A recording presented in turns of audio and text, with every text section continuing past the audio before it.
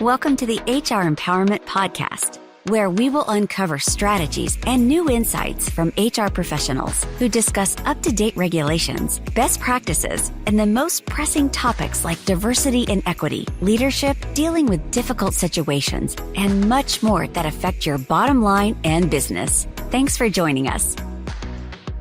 Hey, everybody. Wendy Sellers here, the HR lady, with my co-host, JC. Aloha. JC, aloha from Buffalo. We have today a guest with us from far, far away. That's where the thing came in episode 1. I was a little behind the 8 ball there. Andrew Swiler coming in from Barcelona. How you doing? Hola, Wendy. How are you?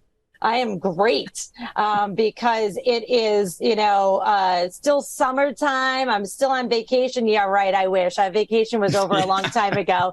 I'm so busy, and so many things are actually around HR technology, AI, like we talked about, and then engagement as well. I want to talk to you and to our listeners about, how can software, HR software, help us figure out how first of all, question, are our employees engaged? If they're not, why? And what are we going to do to fix it? So real quick, let's just say somebody does have your tools at Lanteria, what can they use to fix their engagement problems?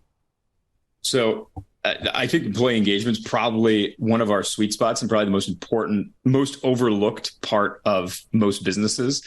A lot of companies are investing in recruiting. They're investing in a lot of areas of their business. And what they're not thinking about is like, okay, I recruited all these people. Now, how do I make them happy? How do I keep them? Because you're investing a lot of money to recruit and onboard someone. And if you don't invest in keeping them and keeping them happy, it's a huge waste of an investment. So one of the things that we see in employee engagement, obviously there's, basic things, employee engagement surveys that just kind of help you kind of gauge and get a barometer of what's going on. Another thing is obviously one-on-ones. And what we see in our product that people love is being able from the HR department level, being able to plug in questions and certain employee one-on-ones and certain employee engagement that then at the management level or at the certain department levels, they can adapt it to their specific needs and get a little bit more data. But the HR team is still sort of getting the centralized view of everything and still giving their opinion. Where, companies that aren't using tools like this, it might be more decentralized where it's like, Mike in this department is doing his one-on-ones, asking questions. That information never makes it to the HR team, never makes it to the management team. He's just keeping it for himself and getting that one-on-one information from his employees, and it doesn't turn into like a macro thing inside of the company. So where HRMS can come in is getting that information centralized. Now, where the second phase of that is then, taking that information, building out, charts, building out sort of taking that data, graphics, making sure you're actually seeing it and taking intake. But the third part of what you said is, what do you do if employees aren't engaged, or what do you do to continue employee engagement? That's where I personally don't think technology can do anything. I personally think that's the end of the line where you have all the data, you have the information. Now you need to make a decision and actually use your brains and people skills to fix it. Right, which means you might need to train your managers to be able to get those people skills, because it doesn't come automatically, And then also making sure that it's data, but it's not going to tell you, oh, by the way, we're in the middle of a worldwide pandemic. So if you're analyzing data or comparing years to during a pandemic, there are other things that have happened. So it is just data, it is tools, but getting that information, like you were mentioning, the employee surveys. I love doing employee surveys, but the biggest thing I tell every single one of my clients and anybody who will listen, including our listeners today, is do not do a survey unless you plan on acting.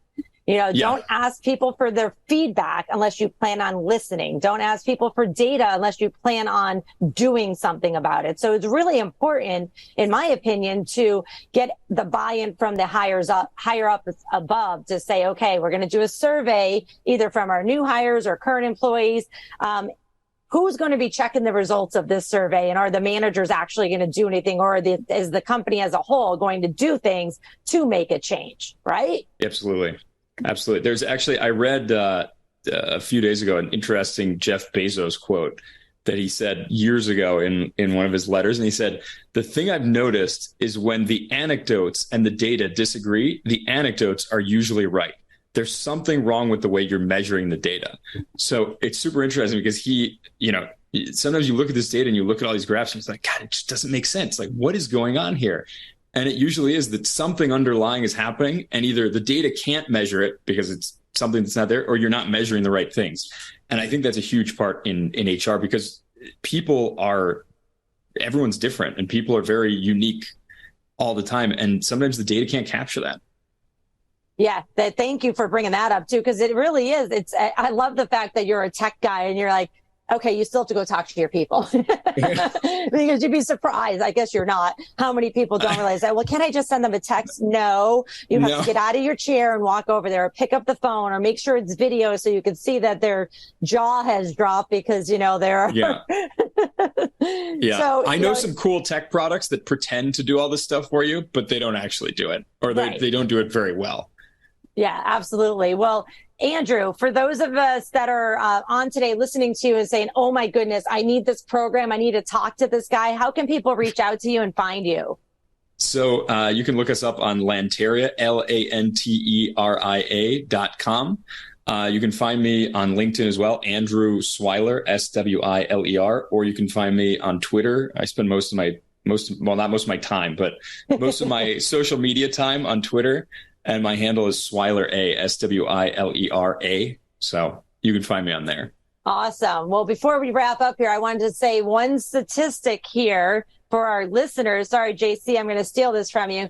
According to a February 2022 poll from SHRM, 79% of businesses use either AI and or automation for both recruitment and employment activities. So if you are listening today and you are not on that 79%, you're maybe the remaining 21%. You need to get yourself in, talking to Andrew or someone else that is more relevant for your industry, your size, and make sure you get automation going in your company with or without AI. I know a lot of people aren't sold onto AI yet, but it will 100% save your sanity and hopefully even save some of your employees from walking out the door.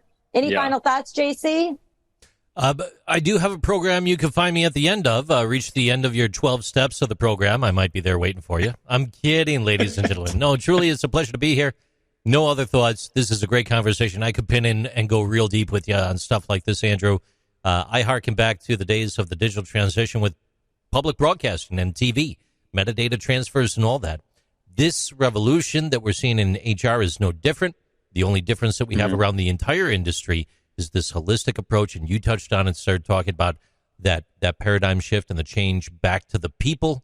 And I do hope that we culturally, the larger we, all of us around the globe, can embrace these technologies and refocus back on people. That's all I have. Yeah. Don't use technology as a blanket. You got to go talk to the people. Yeah. Talk to the people, open your mouth. Actually, I say close your mouth, open your ears, listen, and really be effective. So thanks for joining us today, everybody. We hope this information has been helpful. Take care. Thank you for joining the HR Empowerment Podcast, brought to you by Aurora Training Advantage. We hope you've gained new insight and strategies to navigate the HR profession. We look forward to you joining us again on the HR Empowerment Podcast.